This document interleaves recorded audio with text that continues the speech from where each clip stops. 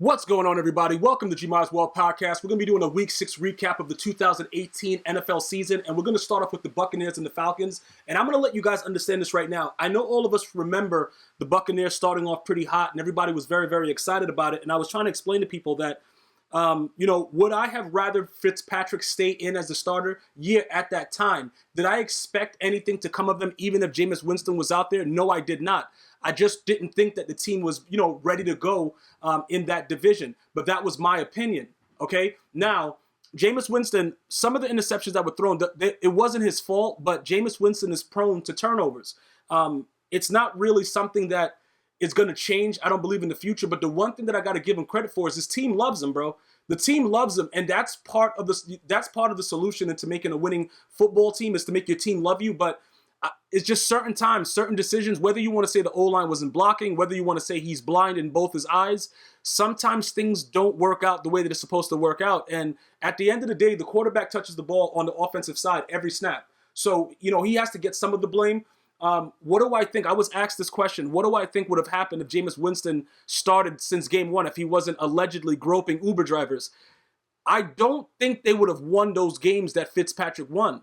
It's just like, it's weird the way the NFL works, and I don't know how it works like this every year, but people bet, and then they realize after they bet, like, why did I bet that game?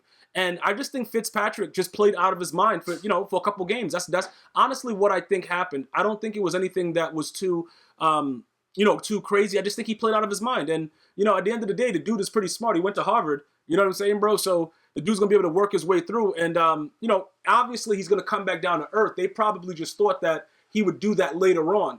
Jameis Winston being in there, this game was very, very interesting because the Falcons had a pretty decent lead. And, the Buccaneers were able to fight back, and it turned out to be a game towards the end. But the Falcons should have won this game easily. Matt Ryan, I'm starting to like him a little bit more. I do think that whole Super Bowl 28-3 is going to stay with him for his entirety of his career. But, he's still a good quarterback. You got to give him credit for that. And some games, it's better than others. And he was pretty good throughout this game, and I enjoyed watching him do what he did. It was very, very, offensively, what is that dude's name? I forgot the rookie's name that got injured, the dude that came out. But, he was still able to do a lot of things. And Julio Jones is secretly probably going to be the receiving yards leader in the league, man, to be honest about it. So we just have to wait. It was Calvin Ridley, I think his name was, that went out. But I just really have to see exactly what's going to happen with them at 2-4. I don't really think that they're going to be a threat in the South. So we have to wait to see what happens there, all right? Steelers and the Bengals. This was a very, very tough thing. Antonio Brown, when he threw that slant, and that's why slants are so dangerous. And again, I was one of those people that said that the Steelers should have cut AB after he did that Facebook Live just because it shows favoritism. And that's one of the downfalls that Mike Tomlin's going to have. People don't feel like he treats everybody the same. And honestly, you shouldn't. Superstars should be getting, they should get a little bit more treatment. Like, LeBron James shouldn't be treated like J.R. Smith. You know what I'm saying? So I understand that certain people have to be able to get better treatment. But this dude, AB, bro, with the Facebook Live, man, I think that was a majority of the reason why they lost that game to the Patriots. It's just too much, bro. But he's a great player.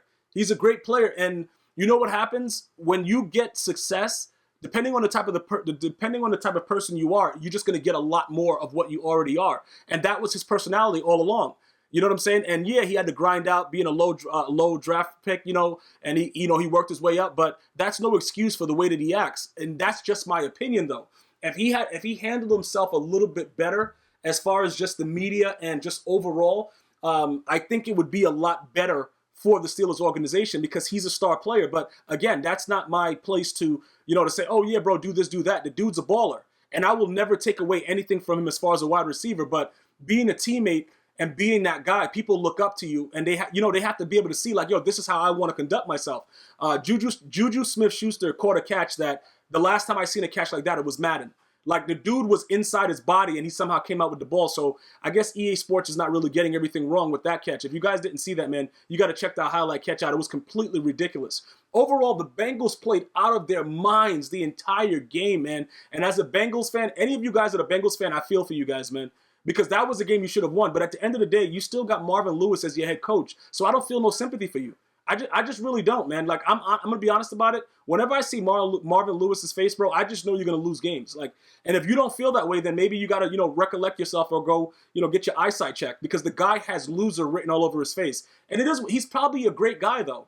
More than likely, like I said, he's probably a great guy. But it's just something about him that I just don't think that he's going to take that team to the next level. And I've been saying that forever, since he's been losing in the playoffs. When they used to get to the playoffs all the time and he was losing in the first round, I've always said that. He's probably an unbelievable man. But I don't know what it is about him. But I just don't believe in him at all. When I look at his face, I just can't believe in him. And that's just me. You know what I'm saying? I don't know. It is what it is. Chargers and the Browns. The Browns got cheated heavy, man.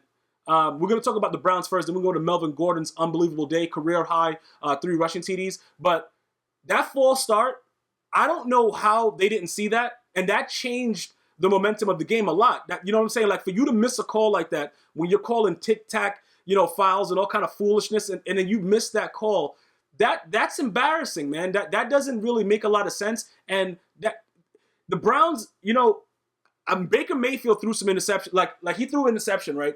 And the interception that he thrown early in the game, that really bothered me a lot, because I started to think about a lot of the things that I thought I would see, on Twitter, and everybody started to go crazy on him like he's still not a rookie. Now, there's a lot of hype around him because he is better than Tyrod Taylor. Don't get that wrong. Listen, this is what I don't like about Hugh Jackson, with the hard knocks and everything like that. When you won the second string starting job. If Baker Mayfield starts week 1, they are still above 500 right now. He has to work back and fix everything that was happening prior, because Tyrod Taylor is, he's a suitable guy. He's just not that dude, bro. Like, the team loves him, everything like that, and I love to see that camaraderie, but he's not that guy. He's just not that guy. And now it looks kind of weird, because Baker Mayfield could have been gradually going through all this stuff. Now he has to learn on, it's like in the heat, he gets a starting job and it's late. It doesn't work out. And it doesn't help that the refs don't, like, either they're blind or they don't have any common sense, because the offensive lineman jumped he jumped and said, "What's up?" to the ref, like 5 minutes before everything was supposed to happen. And then, everybody's going to stop. Myles Garrett's going to stop. Everybody's going to stop, bro. Like, that's not fair. Look, if you're going to beat a team, I'm all for beating a team down, but don't cheat them. The Bills and the Texans, Josh Allen, bro, that dude's a goon. He got hurt.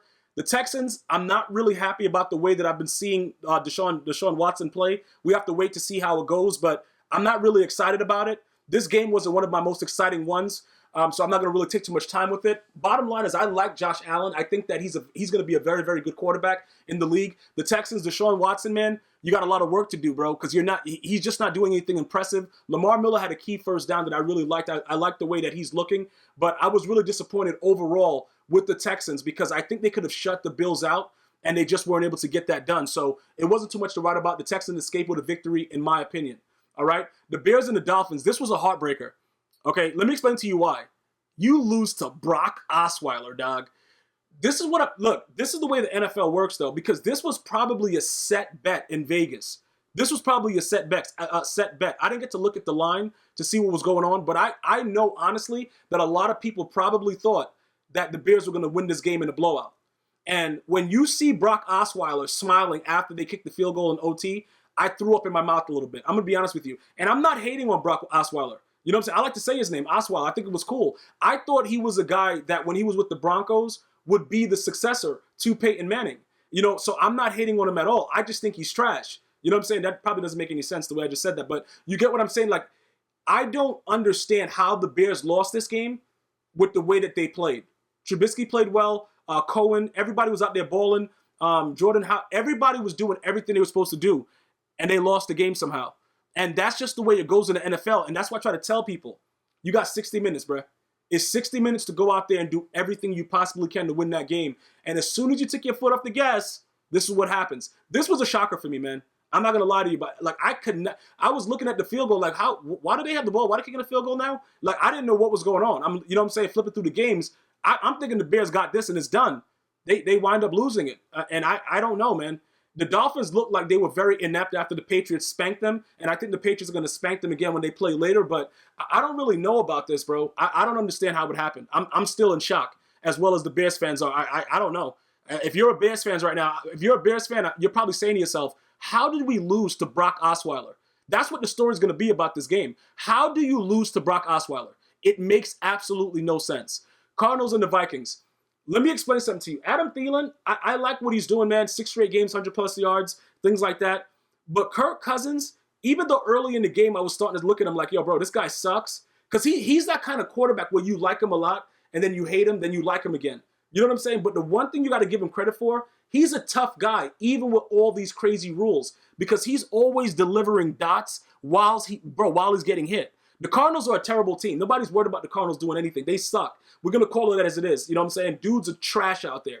We already understand that. So we're going to just focus on the Vikings, right?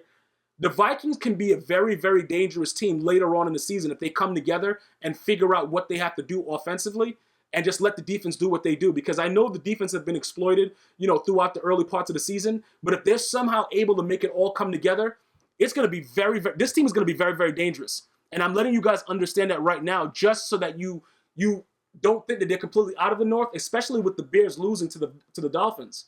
You know what I'm saying? You got to be very careful about the way that this is going to turn up. And that's, again, what makes the NFL so exciting, because one week you're like, yo, this team is raw. The next week you're like, yo, that dude suck. And that's why, it continues to be the number one sport, pretty much in America, is because of that.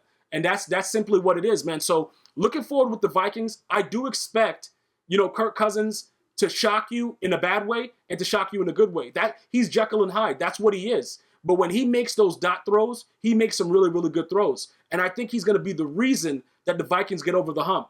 The Colts and the Jets. This game looks a lot closer than it actually was, but the Jets should have probably blew this team out. The Jets played unbelievable. Sam Darnold is really starting to make me say to myself, like, you know what? Maybe the Giants should have took him, but, I really like Saquon Barkley. It's just very, very confusing, but you can't really do it. It's 2020 hindsight. It doesn't really matter, bro. Like, I think the Giants went with a playmaker. The problem is Eli Manning is a terrible quarterback, and they're going to have to deal with that for a while.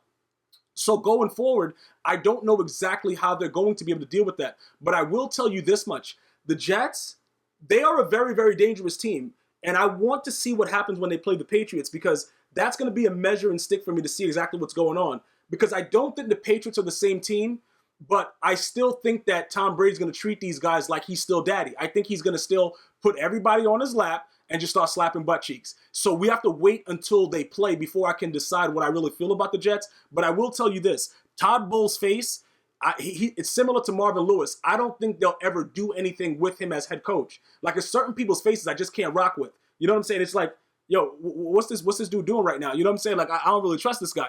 Certain guys I can deal with. You know what I'm saying? But I don't know about that. The Colts, let's talk about the Colts for a little bit.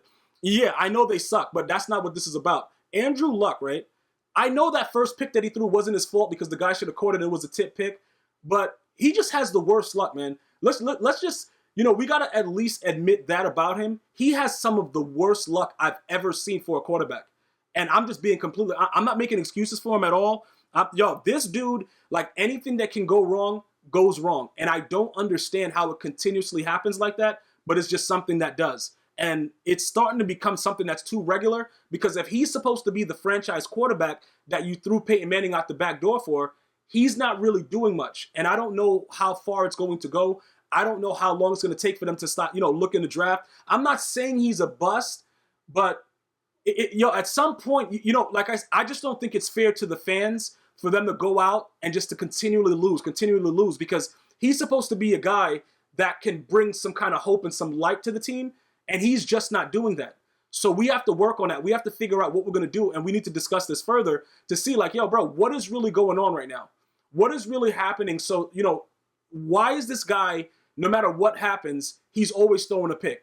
Whether it's a tip pick, is right to the defender, whatever it is, we got to start to assess that, because if you wait too long, it doesn't usually work out. And the teams that usually have success are the ones that get rid of people earlier than later.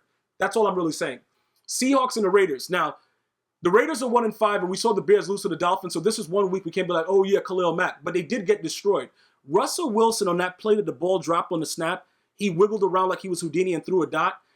Russell Wilson is a very underrated quarterback. When you start talking about some of the top quarterbacks in the league, the one thing that I notice, no matter where I am, if I'm at a bar, whatever I'm doing, and I'm talking sports, people don't bring up Russell Wilson's name.